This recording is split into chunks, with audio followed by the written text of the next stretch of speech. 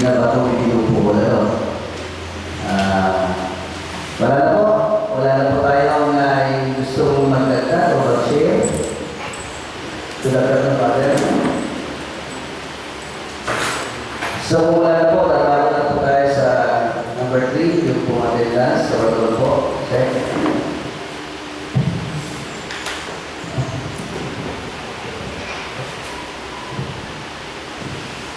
Ang mga lugar po sa gawa ng pagpupulong ng TPC ngayong ikatatlo ng Abril taong 2022. Ang ating core paroko, Reverend Father Jesse Somosera, Lay Moderator Franco Galvez, ang ipong lingkod, Parish TPC Secretary, Treasurer po, represented po ng ating PFC Auditor, Sister Evelyn, Sister Melrose ng Music Ministry, Sister Estrella Aricao ng Catechetical Ministry, Healthcare, Sister Jocelyn, Migrants and Itinerant People, Sister Estrella Serna, Parish 500 YOC Committee, representative po, PPCRB, representative po ang mga din, Committee de Galilea, Brother Richmond, mga alagad ng Santa Santa, ang inyong lingkod, Sister Carmela Aricao ng OFPH, Sister Rogelita Tabilisma ng St. Teresa Choir, Suligsag Pastoral Council, represented po ni Ate Fe Aurelio, at Jeneline San Juan ng Divine Mercy Chapel sa Sito Pinagbago.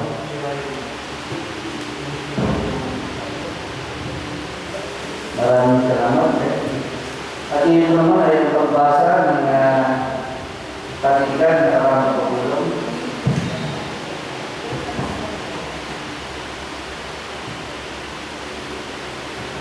Ang katitigan po ng gawa ng pagpulong ng Parish Pastoral Council ng Nuestra Señora de la Natividad noong ika-6 ng Marso taong 2022 na dinaos po sa ating Reverend Father Herbert Elliot Hall dito po sa ating parokya. Ang unang bahagi, pagtawag na tayo sa nagpanalangin, ang pagpupulong ay binuksan sa galang na ika-2:15 ng hapon at pinasimulan sa pamamagitan ng isang panalangin sa pamumunan ni Sister Melrose Lainez. Ikalawa, pagpapahayag ng mabuting balita at pagninilay. Ipinahayag ni Brother Bren ang mabuting balita sa unang linggo ng Kwaresma at pagkatapos ay nagbahagi ng kanilang maikling pagninilay sina Sister Estrella Aricao at Sister Estrella Lacerna. Ikatlong bahagi, pagkilala sa mga dumalo sa pagpupulong. Sa 41 opisyal na kasapi ng PPC, kabilang ang Executive Committee, mga ministries at church organizations, 11 ang kabuang bilang ng mga dumalo at 22 nagiban sa iba't ibang kadahilanan. Bilang po isa-isahin. At meron po tayong 2 panauhin, si Brother Jason Bayona at Sister Ellen Dalawan. Ika-4 na bahagi, ang pagbasa at pagtitibay sa katitigan ng nakaraang pagpupulong. Nagpatuloy ang pagpupulong sa pagbasa ng lingkod sa katitigan ng pagpupulong noong ika-6 ng Pebrero taong 2022.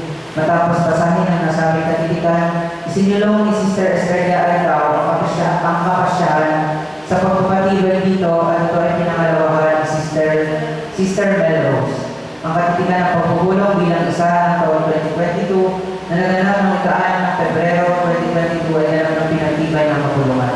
Mga puna sa katitikan ng nakaraang pagpupulong. Iniulat ni Hermano Paulo ng Rex Juvenum na nagkaroon ng revision sa quotation ng halaga ng CCTV sa halagang 125,000. Ngunit ayon sa supplier, 7 days lang ang validity ng quotation at kinakailangan ng 50% down payment. Number 2, 51 candidates ang nakibahagi sa First Communion na naganap noong March 5, 2022 at agad itong agad nilang aayusin para sa second batch na mayroon ng halos 80 candidates. Mayroon din mga church servers na wala pang First Communion, kahit na pag-usapan ng kulungan, napipili na lamang ng isang misa at doon isasagawa ang kanilang First Communion. Number 3, Kasalukuyang nang nagsisynthesize ng mga sagot sa questionnaire sa Synod of Synodality, sina Brother Johan Villar at Sister Rogelyn Carlissima, at ang pagdali kong isumita sa Vicaria sa darating na March 31, 2022. Dinagdag naman bilang bahagi ng BERS Project Committee sina Sister Tessie Carangal, Sister Baby Aricao at Sister Romy Religiosa. Number 6, Financial Report ng Parish Finance Committee. Inireport ng ating Parish Finance Committee Auditor, Sister Evelyn Bertoso, ang financial report ng ating parokya as of February 28, 2022. Nasaan po yung report? Di ba na po isa-isahin? 7. Pagsisimula ng mga usapin at malayang talakayan. Letter A, 501 Hosting Committee Report. Naigawan na ang mga pagkilala sa mga medical frontliners na naglilingkod sa ating parokya noong Pebrero 27, 2022 at kasalukuyang inaayos ang mga pangalan na kabilang sa Wall of Remembrance. Itinalaga naman ang buwan ng Marso bilang Jubilee Month for the public servants, ngunit wala pang ginagawang mga gawain para dito. Sana sa Fiesta 2022, sinama rin na lang po, Novena March 10 to 18, at araw ng kapistahan ng March 19, alas 8 po ang misa, alas 9 po ang prosesyon. Regarding sa Parish Marshals, itinalaga si Brother Nelson bilang mamumuno sa Parish Marshals na siyang mga kasiwa sa pagpapanatili ng kaayusan at kapayapaan ng mga gawain ng parokyalan ng higit sa mga prosesyon. Letter D, Kumpisalang Bayan, ito po ay naganap noong March 23, 2022. Nagmisa po ng alas 6 ng umaga at ginawa po ang kumpisalan ng alas 4 ng hapon hanggang ikapito ng gabi. Para naman po sa panahon ng Kwaresma, dahil nagsimula na rin ang dagsahan ng mga nagbibisita iglesia, kaya tinatasan ng lahat ng youth organization upang magbantay sa loob ng simbahan sa araw-araw. Ito'y kanilang pag-uusapan pagkatapos ng misa ng ikaliwa ng hapon. Para naman sa mga mahal na araw at Pasko ng muling pagkabuhay, makalipas ng ang mahigit 2 taon, muli natin isasagawa ang tradisyon ng Semana Santa dahil sa pagbaba sa alert status ng ating probinsya. Pinapayagan na ang mga pagdiriwang gaya ng komposisyon, ngunit kinakailangan pa rin ang pagsunod sa tamang pagsusunod ng face mask, physical distancing at pag-disinfect ng mga kamay. May kalaki po na schedule, uulitin naman po natin mamaya na po isa-isa. Letter G, Parish Pastoral Council for Responsible Voting. Sinagawa ang General Assembly ng PPCRB ng ating diocese noong March 5, 2022 sa Katedral ng San Pablo at ito ay nanaluhan ng grupo. Hinihikaya ng kapulungan na maaaring mag-volunteer na mag-register sa Google Form na isasend sa GC ng PPC sa Facebook. Letter H, Church Patio and Parking Rentals. Inatasan si Sister Evelyn na bumuo ng isang batayan para sa paninigil ng upa sa paggamit ng patio ng simbahan para sa mga private functions, lalo hindi ngayong panahon ng halalan. Gayun din para sa parking spaces at mga nagtitinda sa loob ng bakuran ng simbahan. 1,500 ang rekomendasyon na upa sa patio kasama na ang palinis. 20 pesos sa unang 3 oras para sa parking at 50 piso naman kung overnight. Ito ay kinakailangan may control number at kaukulang ng resibo. Letter I, pagpapasok ng mga pangalan para sa susunod na hermano at hermana ng Rex Juvenum. Iminungkali ni Brother Richmond sina Margaret Alexander Ordonio mula sa Barangay Sulit at Celine Marina Haidar mula sa Barangay Natividad. Ito din ang mungkahi ng kasalukuyang hermana at hermana ng Rex at wala nang iba pang pangalan ng minungkahi, kaya tugon ng kapulungan na wala nang magaganap na eleksyon sa pagpili ng bagong pangalawa ng Rex Juvenum. Formal silang iharap sa darating na buwan ng pagpupulong. Letter J, ulat ng mga samahang pangsimbahan. Nagbahagi si Sister Erica Rose Gonzalez ng Social Communication Ministry na sila ay kasalukuyang nasa proseso ng pangangalap ng pondo upang makabili ng mga kagamitan upang may saayos ang gawain ng grupo, lalo higit sa mga live streaming ng mga gawain banal ng simbahan. Hinihikayat niya ang kapulungan na sila ay suportahan sa kanilang proyekto.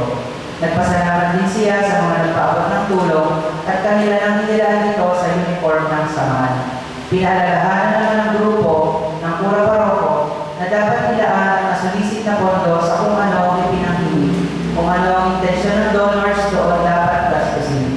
Ayon pa kay Brother Franco, tamang prioritization lamang ito at kung may sobra, hindi naman masama na maglaan para sa reform ng grupo. Dagdag pa niya, kailangan ng grupo ng mga advisor upang magbigay sa kanila kaya tinatasan sina Sister Evelyn, Brother Richmond at Brother Fred na tumulong sa grupo. Other matters.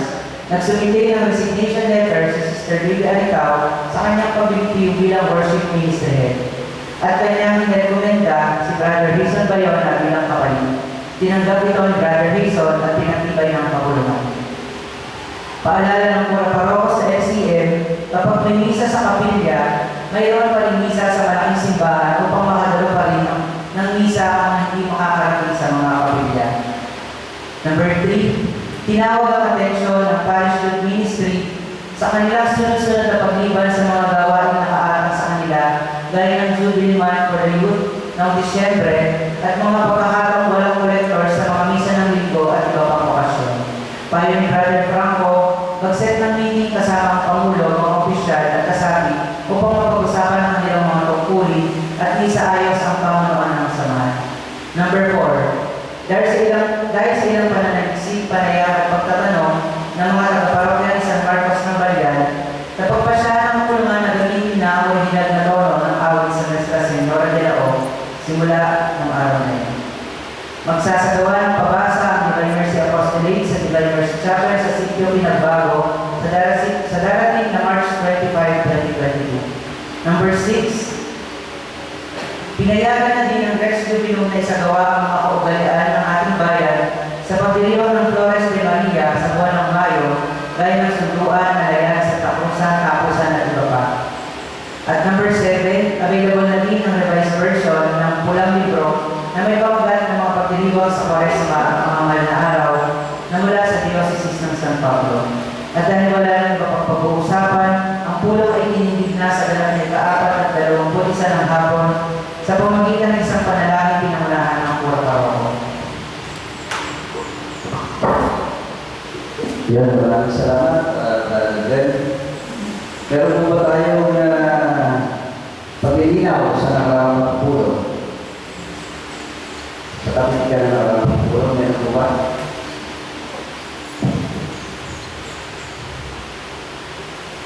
So, matters arising from the leads, meron po ba? Regarding dun sa ating CCTV, merong may alam regarding po dito? CCTV. Okay, mamaya na susunod siya.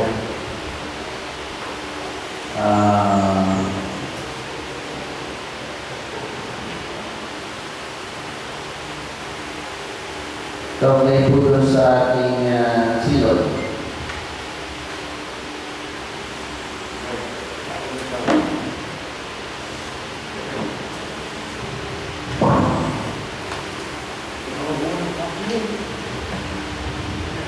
Iba rin mamaya pala kasi may nasa kayo naman yun. Yung sa silod po na synthesize na po yung kasama na po yung kay Roger sa kanyang kanya. Okay.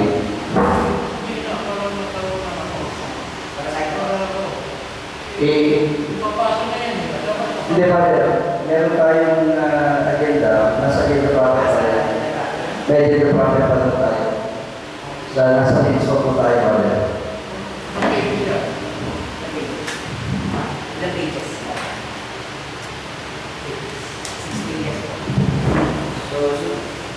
Susunod po natin yan mamaya. Meron ako po pala sa minutes ko. Nasa agenda po natin yung binasa ko lang po sa minutes.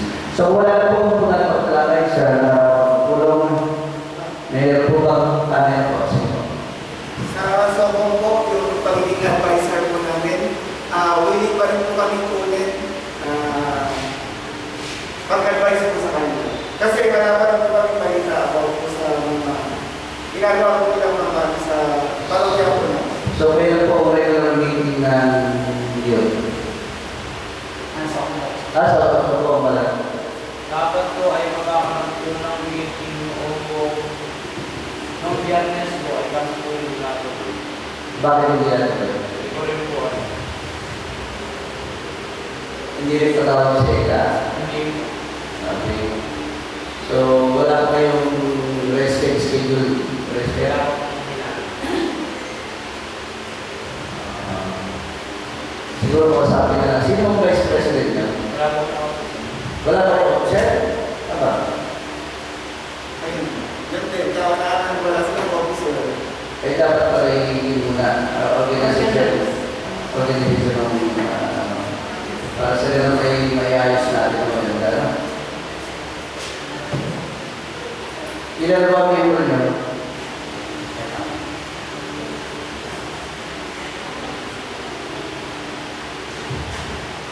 Si Eka tumata yung president o chairman? Uh, 18 po. 18. Siguro bilang advisor kayo, pwede pakialaman yung mga organize. I-organize lang muna natin. Lagyan nyo ng pamunuan para malinaw talaga ng mga dalaw sila ng maganda. So, regular, treasurer, secretary, auditor, regular officers, chairman person po. Sige, inatasan natin yung advisor na magbuo. Ayusin yung samahan. Kung wala mo rin na napapunuan, ano po? Sige. Okay. Let's go now, ganun na po yung sa PYM. Bakit ang PYF wala rin po? Sinong tumatay ng PYF? Si Joel. Pero wala rin silang vice, wala rin ano? Meron po sila si Evo po. Team coordinator po. Sino ang advisor nila? Ikaw ang advisor? Kasi po yung kung sinong last December, nakipag-usap sa akin si Joel. Sabi niya sa akin, kita, pwede ka po mag-gawin advisor. Sabi ko, wala nang problema sa akin. Sabi ko, kasi ang dami ko yung ginagawa. Hindi mo, kung gusto pili naman ako, tatanggapin ko. After po nun, wala na po sa akin, wala na po kami communication. Pero that time po, every time po na may mga activities sa simbahan, lagi po po silang inaalis. Sabi ko, katulad po nung simbang gabi, iba po sa side, dahil po nagsisimba, walang makukuha sa lugar. Lagi po po silang inaasuhan. Eto, magpagiging ng upuan sa side. Kasi ang dami sa lugar ng sisimba, nagsisiksikan, nandito tayo ngayon sa ang hirap ng sitwasyon natin, baka maging boses yun ng COVID. Eh, oo lang po ako. Pero sino po ang mali ba kayo rin? Sino bang pamunuan sila? Aktibo mo ba siya? Aktibo mo ba siya? Nag-search siya kanina, correct. Hindi ko na po alam kung So kung kinukuha mo pala nila, gusto nila ito mag-advisor, hindi pa nga tawag mo na. sa akin po, kasi walang problema, ang inaano ko lang po, yung affirmation po ng buong Pipay, kasi, ang nagsabi lang sa akin si Lore, At mag-set ka rin ng meeting sa kanya, usapin natin. Kaya natin para kasi po, makausap natin lahat. kasi po nalalaman ako kasi dito po ako may mga scholar.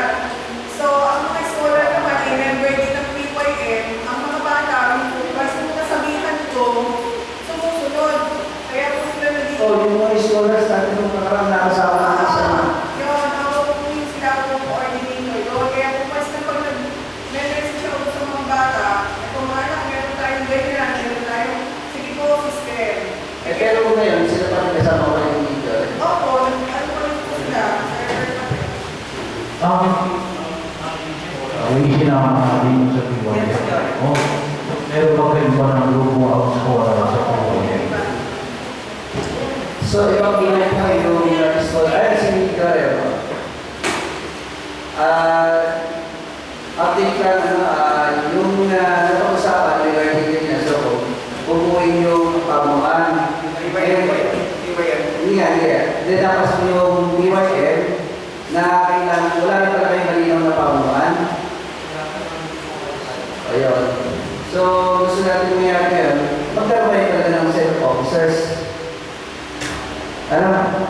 Magkaroon.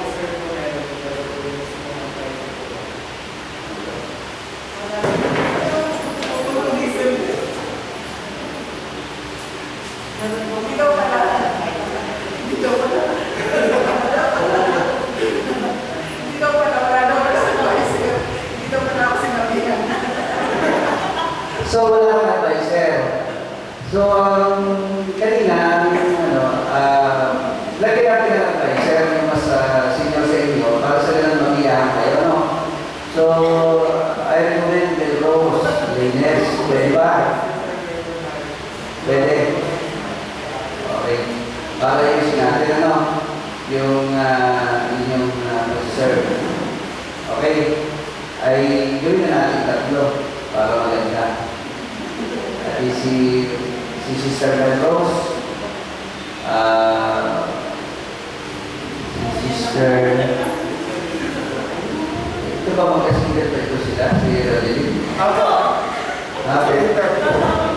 Pwede ba yan si Rogelin? Sige na rin. Kailangan po ito. Sa minister din dapat. Ganito, hayaan natin sila muna ng advisor nila. No? Kasi mahirap yung maglagay kayo ng advisor para sa kanila, hindi naman nila susundin. No? Kinakailangan sa kanila magpagaling kung sino yung gusto nila ng advisor. Para mag-iba-iba. Kasi, advisor mo sila eh. Ang talagang dapat na maayos, yung mismong pamunuan ng grupo. Pero kaya natin sila muna ng advisor nila. Ayun, hindi kayo nang pumili ng advisor niyo. Si Melrose kasama na. Ako naman, anytime, kung halimbawa ako hindi lang ako, pwede naman akong sumausaw sa inyo usapan. Ano? Kung gusto nila, ha? So, pwede tayo makita para ayos sila natin. Ayos natin lahat, ha? Yung pamunan muna. Okay? So, malaman natin next meeting kung okay na, ha? Okay. So, meron po. Nabanggit na rin yung mga organisasyon pang sipaan ng pinag-aayos. Ayusin na natin lahat. Pati ang Minister sa Holy Communion. Pati ang tawag ito, ang Holy Name. Minister sa Holy Communion. No, kasi puro mabalahan sa inyo natin. Yung mismo mabalahan, yung mabalahan. Ang dami na pa ito. Dapat maging So, unahin natin yung mga lahat na samahan yung pamunuan, di ba makausap muna, ano? Teka, wala na ako kasi hindi sila umarte ng meeting. Yun na ang dalawa. Oo. Kung kada atin, hindi pa rin papaluin natin yung benta. May pati, ano? Hindi kasi gano'n yan sa kanila, gusto nang papalit. Ang ano ni Father, gusto nung magpapalit, umuha siya ng makaka... Ganito yan. Gusto ko, ilang grupo ang... Hindi yung gusto mo babalik. Grupo ang maghanap ng kanila. Hindi yung aking presidente maghanap ng kanilang kapalit sa kanya. Hindi. No?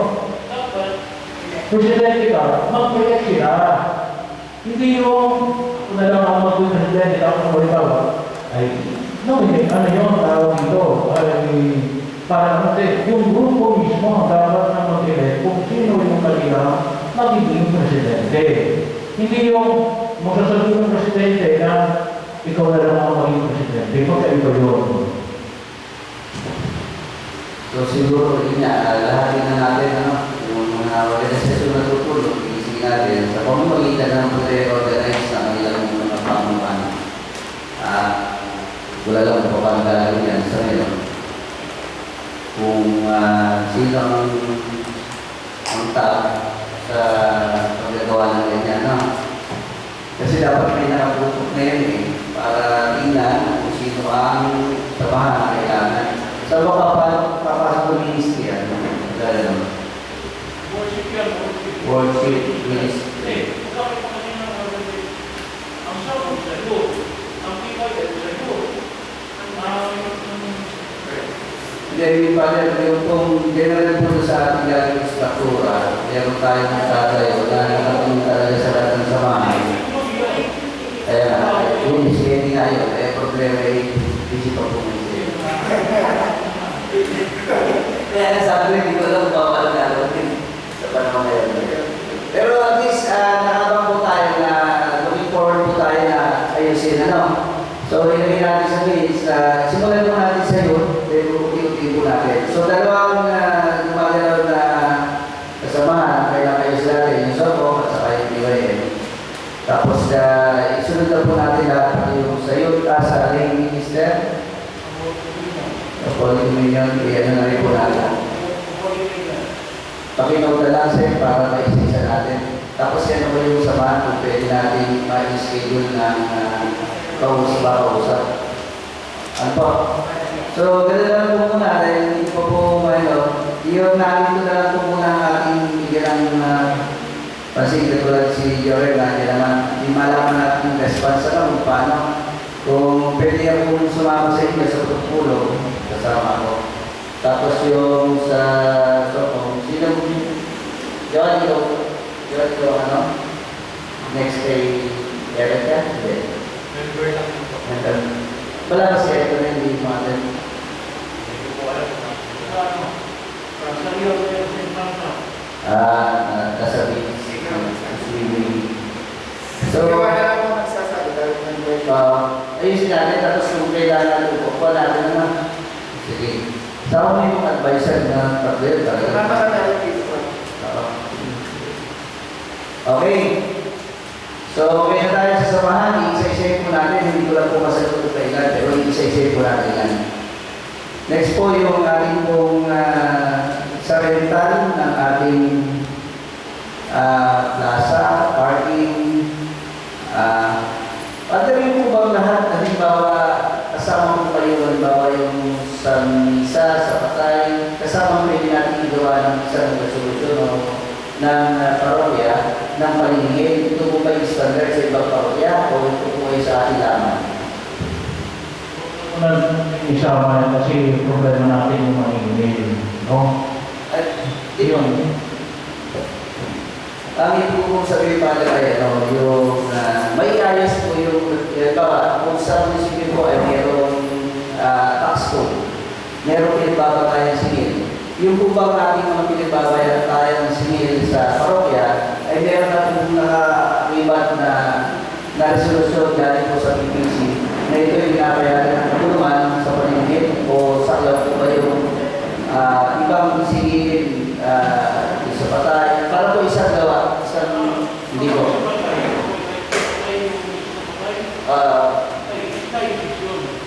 Ay hindi po, ang tama po. So tayo standard po yun. Standard explain. Yung singil po ba natin sa parokya natin ay singil din sa packing, sa siniluan? Ganito yan, no? Kasi yung singil sa patay, di ba, pinare-recover ko lang ang system, no? Kung gusto na, binawasan ko pa eh. Tawa. Sa bahagi. So, may pangatayan yung diocese para doon. Hindi, ang alam ko, kung ito ba sa diocese o sa ating parokya, kung sa parokya natin, gagawa tayo, kung mas mababa tayo, ibig sabihin, wala lang problema kung bumaba tayo o tumaas. Hindi, mayroong tinatawag na base, no? Ngayon, depende yun sa bawat parokya kung tatakasan nila o hindi, no? So, ganun parang kumalabas doon. Kasi kung baga lang iniisip ko lang, kung sisimulan po natin ang rental sa lahat ng facilities ng simbahan at services ng simbahan, doon sa gagawin po natin resolusyon ng parokya, nakalakit na po lahat nito. Ibig sabihin, kung muna natin pakialaman ng servisyo ng leader ng para sa leader. Ang pakialaman na lang muna natin ay dito sa Plaza. o plaza, kaya yung paggamit ng mga lugar, no? Yung sa services, hayaan lang muna natin yung sa diocese. Kasi magkakaroon tayo ng conflict doon. Oo. Pero may kung pinag-ibigay ito na kung sa diocese, ito po yung sige sa diocese. Para lang bumalik sa ating mga parokya na ito talaga yung rate ng diocese. ang kasi, ibig sabihin, ang para lumalalas kasi ngayon, inaayos pa ng license yung pinaka-bahagi, no?